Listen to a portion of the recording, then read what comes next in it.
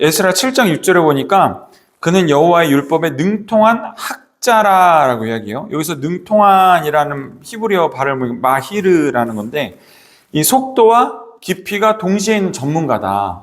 그리고 굉장히 정확하고 세밀한 기술자를 말할 때 이 단어를 쓴다 합니다. 그래서 이 사람은 성경 말씀에 있어서 속도 쫙 읽는 것도 그렇고 해석하는 것도 그렇고 깊이도 그렇고 굉장히 유능한 천재적인 학자였고 또 정확하고 세밀하게 이 말씀을 다루는 말씀학자였다라고 우리가 이해를 하면 좋겠습니다. 그래서 에스라는 단순히 지식이 많은 사람이 아니라 율법을, 이 하나님 주신 율법을 굉장히 정교하게 잘 다루는 최고의 전문 학자였다라는 거예요.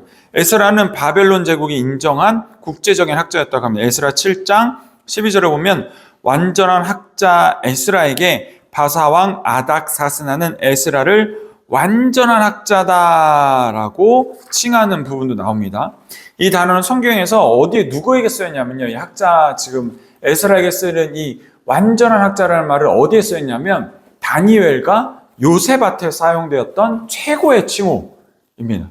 우리가 다니엘을 봐도 그 느부갓네살 왕에게 끌려갔던 그 다니엘이 그 총기와 총명함이 정말 그 시대의 권세를 떨치던 그 왕에게 끌려가서 대접과 대우를 받는 아주 엘리트가 다니엘이었거든요.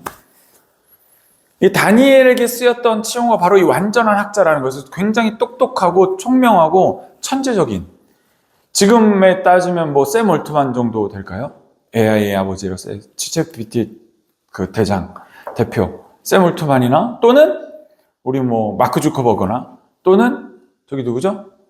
우리 이재용 씨는 뭐 경영자니까 정말 똑똑해서 이 기술을 잘 다루는 사람은 저는 최태원 회장님도 굉장히 똑똑한 사람이라고 보고 스마트하고. 누구? 이부진?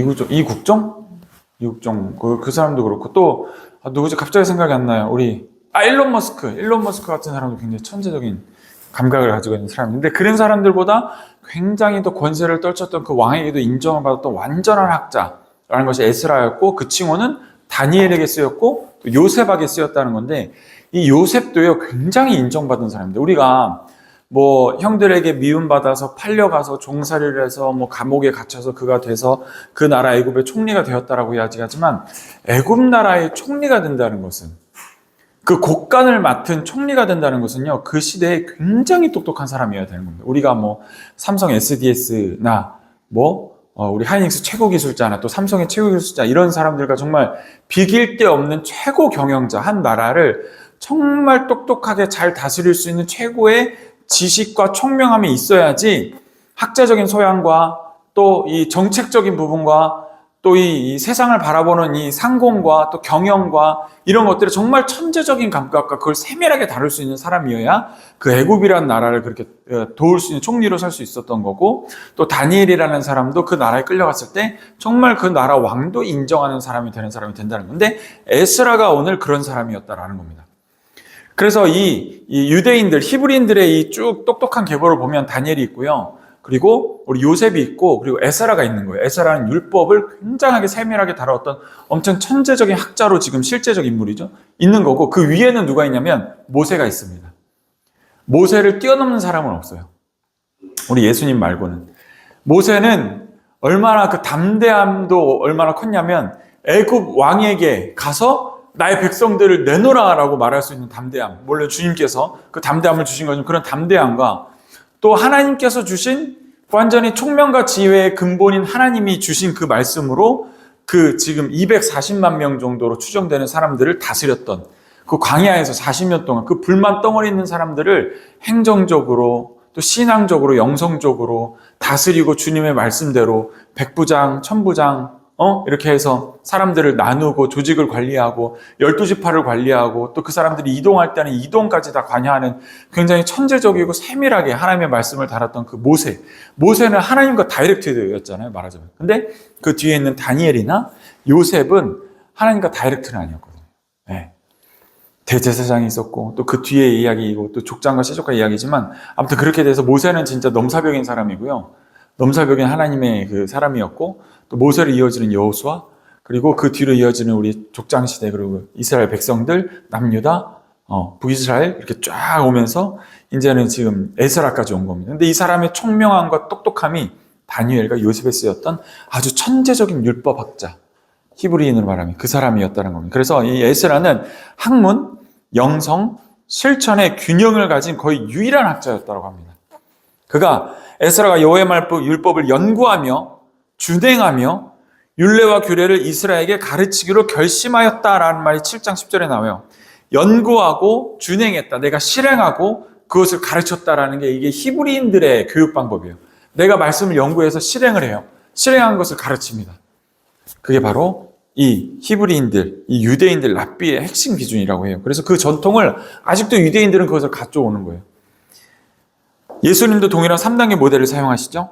말씀이신 그분께서 말씀하고 먼저 실행하시고 사람들에게 가르치고 전파하는 일을 합니다. 자, 에스라는 성경적인 문해력과 해석 능력이 최고봉이었다고 해요. 에스라에서는 그가 율법을 재편집하고 정리했다는 그런 이야기도 있습니다. 학문적으로는 여러 가지 일들을 했는데요. 지금 발견된 말씀을 치밀하게 읽고 그가 우리 민족이 잘못하고 있다라는 것을 깨달을 때까지 어떤 작업을 했냐면 모세 오경을 정리했고 족보, 하나님께서 아담으로부터는 쭉 이어져 오는 그 역사적인 이야기를 또 족보, 그리고 규례를 재편집하고 성전에서의 예배 체계를 정비한, 시스템을 정비한 사람이에요. 그리고 말씀의 낭독 제도를 확립했던 사람입니다.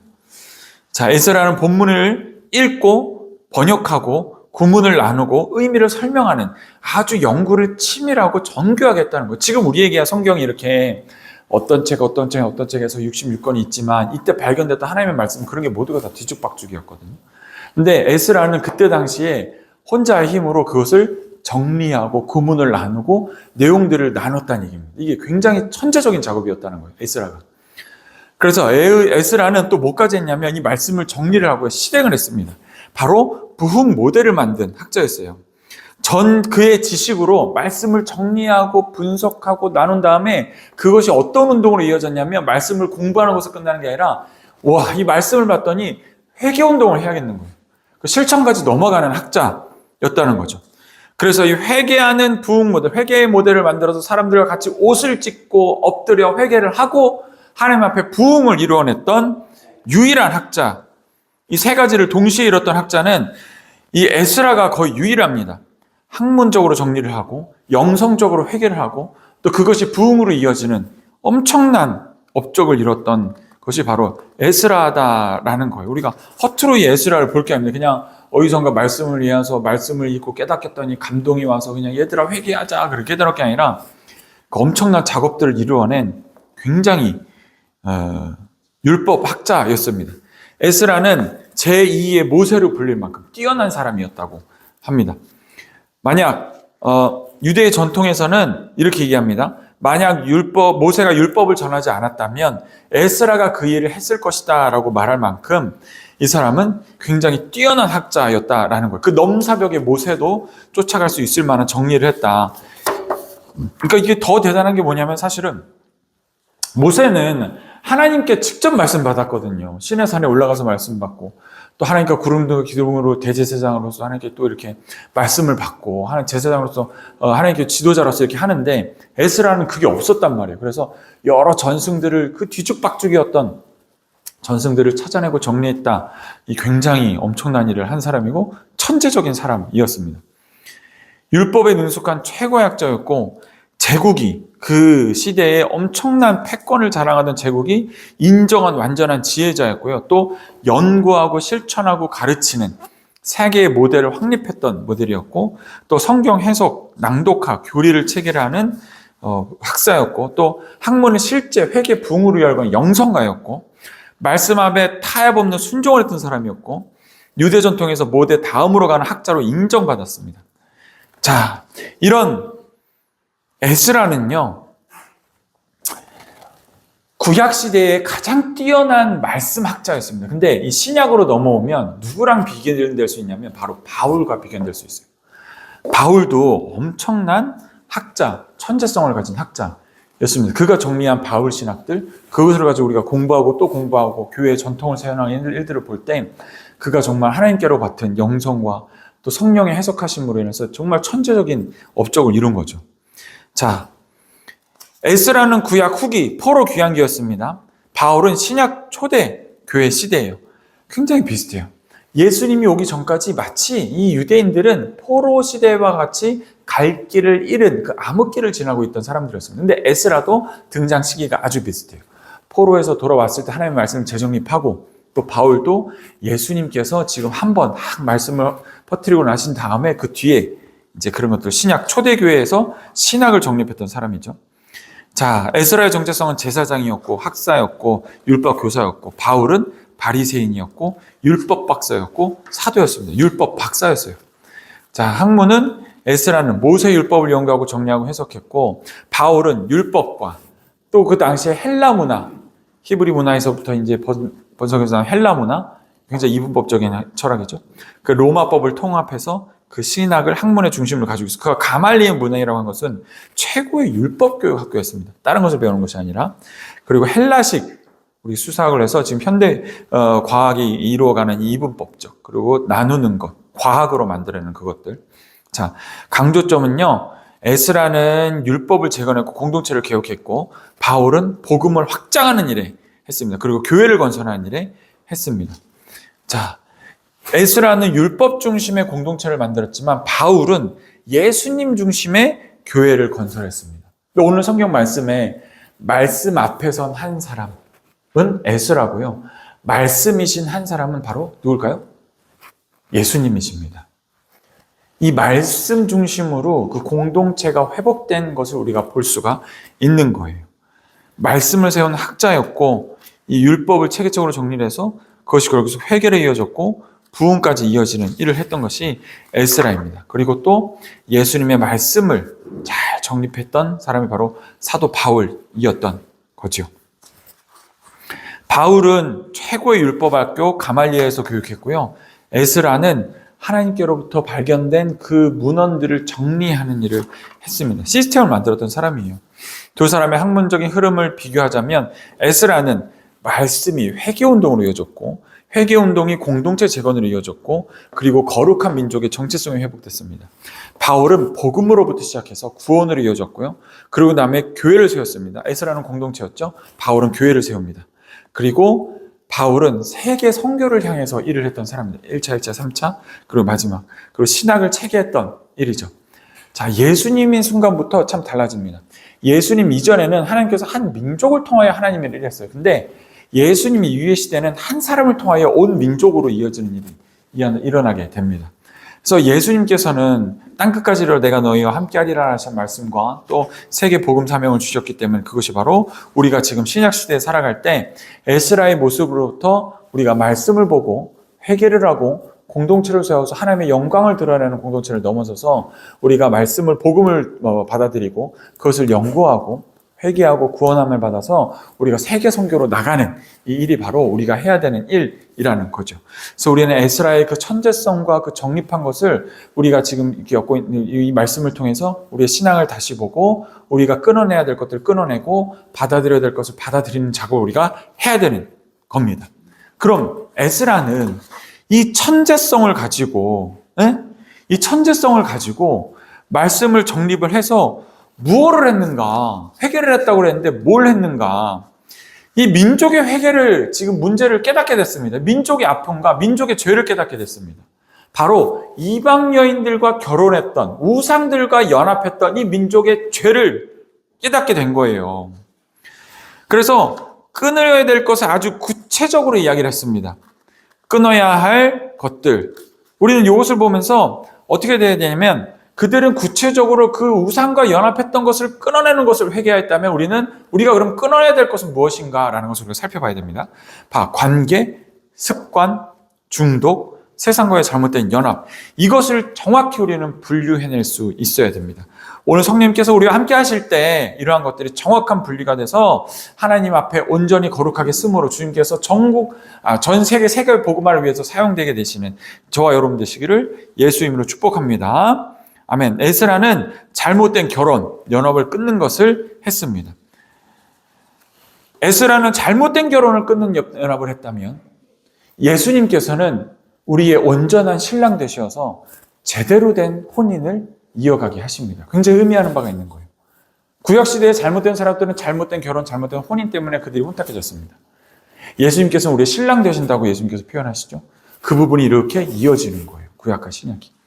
예수님께서는 내가 너의 신랑으로, 우리가 또 신부의 비유로 그를 온전한 신랑으로 맞이하는 여러 가지 비유들을 말씀하시죠. 우리를 새 신랑으로만 거룩한 연합을 완성하시는 분이 바로 예수님이시다라는 거예요.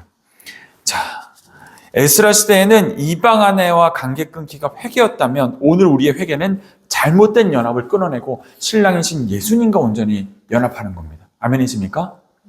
자, 끊어야 할 연합은 음란, 탐욕, 중독, 불순종, 자기중심적인 신앙, 인정욕구, 세상의 방식들, 무너진 루틴, 우상화된 관계 이런 것들을 끊어내야 됩니다. 이게 우리가 잘못 연합한 거예요. 잘못 결혼한 거예요. 근데 예수님과 맺어야 할 새로운 연합은요. 따라해 보실까요? 말씀과 연합, 기도와 연합, 순종과 연합, 성령님과의 연합, 성결의 습관과 연합. 아멘. 말씀 루틴. 아멘. 이 말씀 루틴은 아이보리와 같은 우리 어플을 또 이용하면 되죠. 자, 거짓 연합을 끊고 참된 연합으로 돌아오라라는 메시지가 바로 에스라의 메시지 가운데 있는 것이고, 이 말씀 앞에 섰던 한 사람으로 인해서 그 백성이 잘못된 연합을 끊을 수 있었다면 우리는 말씀이신 한 분으로 인하여 우리의 잘못된 연합을 끊고 온전한 연합으로 들어올 수가 있게 되는 것입니다. 우리 구주 예수 그리스도와 온전한 연합을 하시게 되므로 그 말씀이신 한 분을 꼭 붙잡음으로 우리가 잘못된 연합을 끊고 온전한 연합으로 살아갈 때 예수님께서 감춰주신 우리 삶의 비밀이 밝혀지게 되는 줄 믿습니다. 자, 이 연합 끊어내야 될 것을 이야기할 때요, 이 에스라가 자신 민족의 죄를 회개할 때 그 시제가 굉장히 놀랍습니다. 그는요, 과거에 일했던 것을 회개하게 하여 주시옵소서라고 이야기한 게 아니에요. 유대인들의 그 시제적 사고를 우리가 이해해야 하거든요. 여기서 무슨 말씀 드리냐면 에스라는요, 그 과거의 민족 우리 백성이 지었던 죄를 지금의 죄로 생각합니다. 근데 우리가 이것도 이분법적으로 과거는 과거고 현재는 현재인데 과거의 것을 끌고 와서 지금으로 회개한다가 아니라 과거에 그것이 계속 살고 있는 거예요. 과거가 지금인 거예요. 이 시제를 잘 이해해야 됩니다. 이 과거의 것이 우리가 과거의 것으로 치부해버릴 때 우리는 그것과 단절돼서 살아갑니다. 우리가 일주일 동안 살았던 것, 이 미래적인 것, 그래서 이 시간적인 게 과거, 현재, 미래가 이 히브리인들에게 바로 다 지금이에요. 무슨 말이면 미래를 얘기할 때도 믿음은 바라는 것들의 실상이요 라고 이야기하면 한국인의 그리고 서양의 이분법적인 생각 중에서는 미래의 것인데 내가 지금 상상하는 거야. 내가 지금 실상으로 여기는 거라고 생각합니다. 근데 히브리인들의 사고에선 미래가 지금입니다. 이게 하나님의 시제거든요. 과거, 현재, 미래가 다 지금이라고요. 그래서 우리가 지금 미래의 것을 실상으로 그것이 나입니다 라고 믿으면 우리가 그것을 믿음으로 받아들일 수 있다는 것이 성경의 진리예요. 이게 히브리적 사고인 거예요. 과거도 마찬가지입니다. 죄를 두고 회개할 때 나의 조상의 죄, 가깝게 하는 우리 아버지, 우리 부모님의 죄, 우리 어머니의 죄, 우리 할머니의 죄, 할아버지의 죄가 과거에 떨어져 있던 죄를 끌고 온 게 아니라 그게 지금 나인 거예요. 그래서 영적으로는 내가 지금 그런 죄 가운데 있는 겁니다.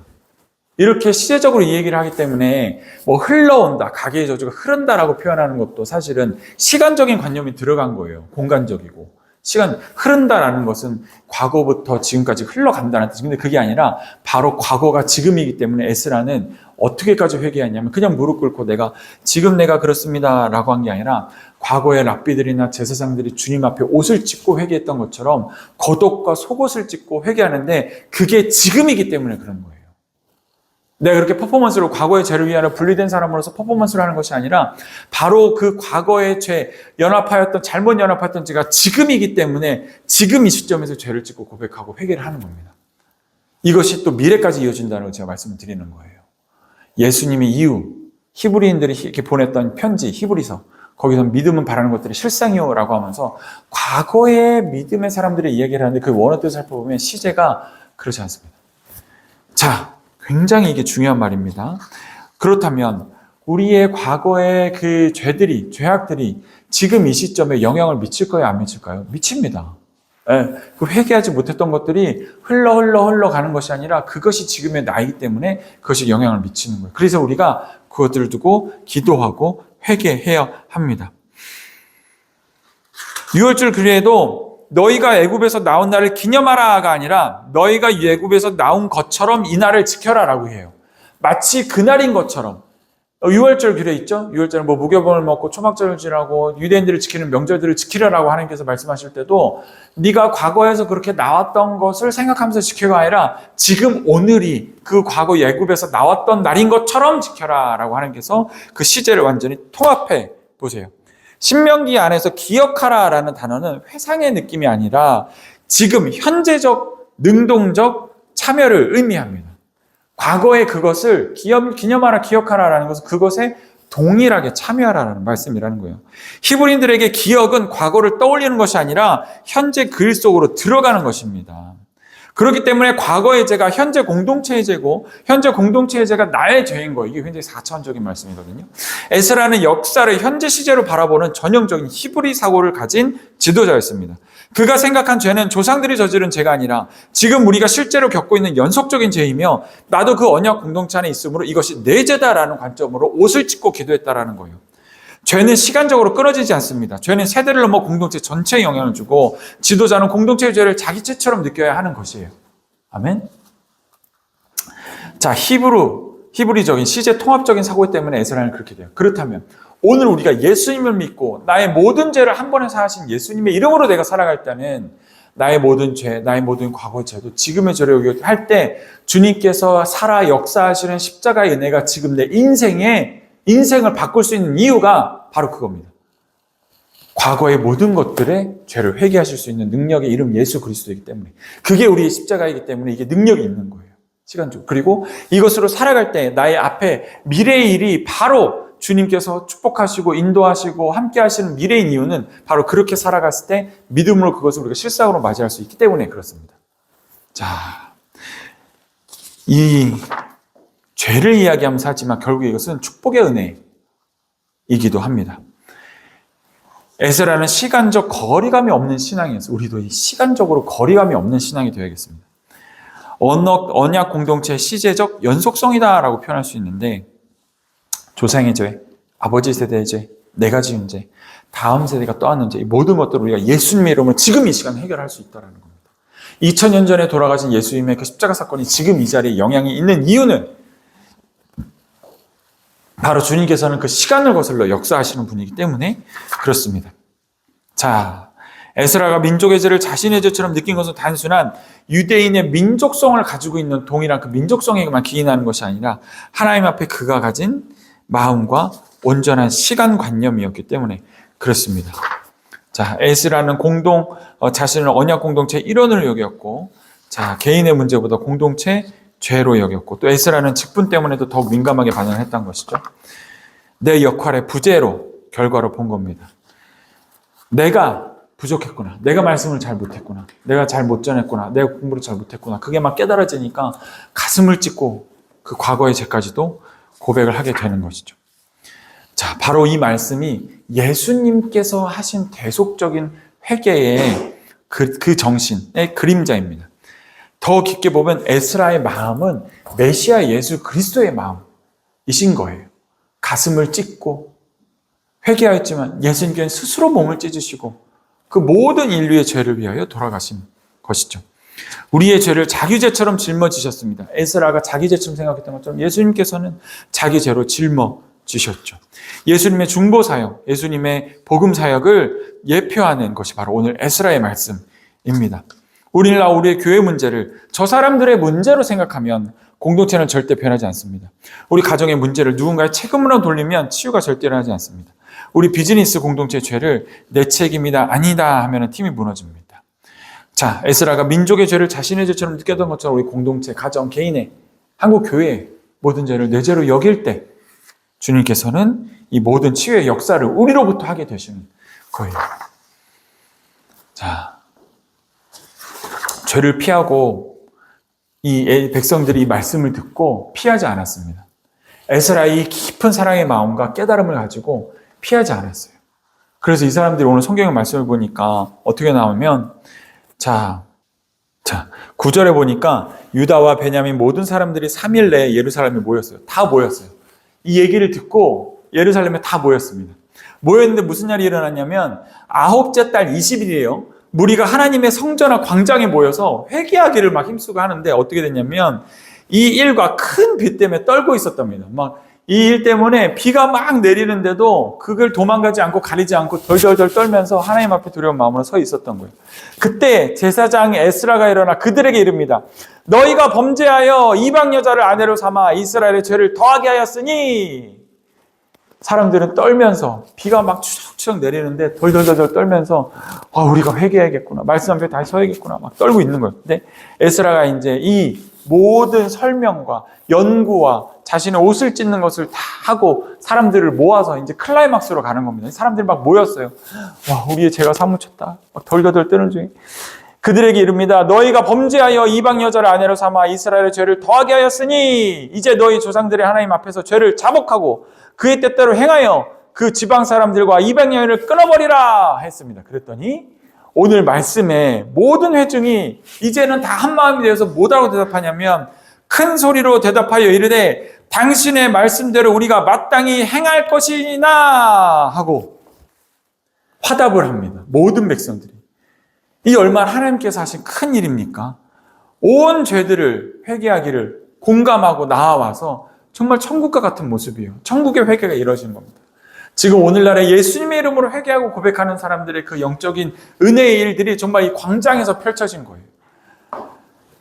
모든 회중이 큰 소리로 대답했다고 하여 이르되 당신의 말씀대로 우리가 마땅히 행할 것입니다. 예수님의 이름으로 예수님의 말씀대로 우리가 마땅히 행할 것입니다. 라고 고백하는 그런 은혜와 같은 일들이 벌어지게 된 겁니다. 그때부터 사람들은 모든 것을 끊어내고 제대로 된 회개와 영적 부흥의 일이 일어나게 됩니다. 에스라 10장은 이스라엘이 하나님 앞에서 잃어버린 정체성을 회복하는 장면입니다. 비가 억수로 쏟아지는 추운 날, 백성들은 덜덜 떨며 광장에 모였고 그들은 한 가지 사실에 직면해야 했습니다. 우리는 잘못한 연합을 맺었다. 그 결과 우리 영혼이 무너졌다. 에스라는 이 죄를 남의 죄로 보지 않고 이 그의 히브리적 사고 세계관 안에서 과거의 죄를 현재형으로 받아들였습니다. 그들의 죄가 나의 죄며 공동체의 죄는 내 책임이다. 이것이 바로 에스라의 믿음이었습니다. 이스라엘이 이방 아내를 취했다는 것은 단순한 결혼 문제가 아니었습니다. 히브리 전통에서 결혼은 언약이며 정체성의 연합이죠. 그들이 하나님보다 세상과 더 깊은 연합을 맺었던 것이고 눈에 보이지는 않는 관계였지, 눈에 보이는 관계였지만 실제로는 보이지 않는 영적 연합이 깨진 사건이었습니다. 그래서 하나님의 에스라를 통해 말씀하신 것이죠. 잘못된 연합을 끊고 나와 언약을 맺으라. 에스라는 단순히 울기만 하지 않았습니다. 그는 실제로 행동을 했습니다. 겉옷을 찢고 무릎을 꿇고 공동체 전체를 모았습니다. 그리고 죄를 구체적으로 인정하는 퍼포먼스를 하였어요. 회개는 감정이 아니라 실행이고 구조조정입니다. 끊어낼 것을 구체적으로 정리하고 이에 위원회들을 세우고 시스템을 만들고 시간을 정해서 하나씩 해나갔습니다. 이것이 진짜 회개이고 삶의 모습을 완전히 돌이키는 것이죠. 죄의 문을 닫고 하나님과 언약을 회복하는 일입니다. 에스라에게 이야기는 여기서 멈추지 않고 에스라는 예수님의 그림자이기 때문에 에스라는 죄가 없었지만 민족의 죄를 자신의 죄로 짊어진 것처럼 이것이 바로 예수님께서 하신 일인 거죠. 예수님께서는 죄가 없으시지만 우리 사랑하는 이 자녀들의 모든 죄를 자기 죄로 끌어안고 십자가에 달려 돌아가셨습니다. 예수님은 우리와 새로운 언약을 맺기 위해서 그렇게 하셨죠. 오늘 우리는 무엇과 연합해 있습니까? 세상 가치, 음란한 탐욕, 비교의식, 상처, 습관, 중독 이런 것들과 영적 결혼을 맺고 살아가고 있지는 않습니까? 성령은 오늘 우리에게 말씀하십니다. 잘못된 연합을 끊고 참된 신랑이신 예수께 돌아오라. 아멘. 사랑하는 모든 여러분, 여호와께 돌아가기는 멀지 않습니다. 지금 이 자리에서 끊어낼 죄 관계를 분명히 알고 우리의 다음에 한 주에 돌아올 시간표 가운데서 그것을 정리하시길 예수님 축복합니다. 예수님과의 연합을 회복할 때 우리는 이스라엘 백성들을 겪었던 부흥과 하나님의 영광 드러내는 삶으로 부름받을 수가 있습니다. 말씀과의 연합, 기도와의 연합, 순종과의 연합, 이 연합이 시작될 때 우리는 새로운 언약 백성으로 다시 세워지고 여러분의 삶 가운데서 그 죄로 인하여 쌓여갔던 힘든 찌꺼기들의 열매들은 다 사라지고 없어지게 될 겁니다. 우리가 삶이 힘들다면, 삶이 주님 앞에 구할 것이 많고 받아야 될 것이 많다면 우리가 해야 할 일은 그것에 대한 집착과 그것에 대한 기도가 아니라 예수님과 연합하여 지금 이 공동체를 살리는 일이고 나 개인을 살리는 일입니다. 주님, 거짓된 연합을 끊고 오직 예수님과 다시 연합하겠습니다 고백하는 저와 여러분 되시기를 예수님의 이름으로 축복합니다. 아멘. 기도하겠습니다. 할렐루야. 하나님, 오늘 에스라는 주님의 말씀에 기반하여 영적인 깨달음을 얻어 자기 옷을 찢고 무릎 꿇고 기도하며 나아갑니다. 그 모습은 우리가 가만히 보니 예수님의 모습과 참 닮았습니다. 주여, 내 뜻대로 하지 마옵시고 아버지 뜻대로 하옵소서라고 고백하였던 예수님의 고통의 기도를 기억합니다. 아버지, 예수님께서 우리의 모든 죄를 위하여 십자가에 달려 돌아가셨던 그 4차원적이고 통전적인 그런 시제를 우리가 느끼게 하시고 믿게 하여 주시옵소서. 그리하여 우리의 모든 과거, 우리 부모, 우리 조상으로부터 있는 모든 과거들이 예수님의 이름으로 다 끊어지게 하시고 주님과 온전한 연합을 이루어 예수 그리스도의 힘으로 살아가는 우리 되게 하시며 날마다 나오는 우리의 입술의 말들이 생명이 살리는 말씀 되게 하시고 우리 손으로 펼쳐내는 모든 일들이 예수님의 권능으로 말미암아 사람을 살리는 일들 될 수 있도록 주님 축복하고 인도하여 주시옵소서. 감사드리며 예수님 이름으로 기도드립니다. 아멘.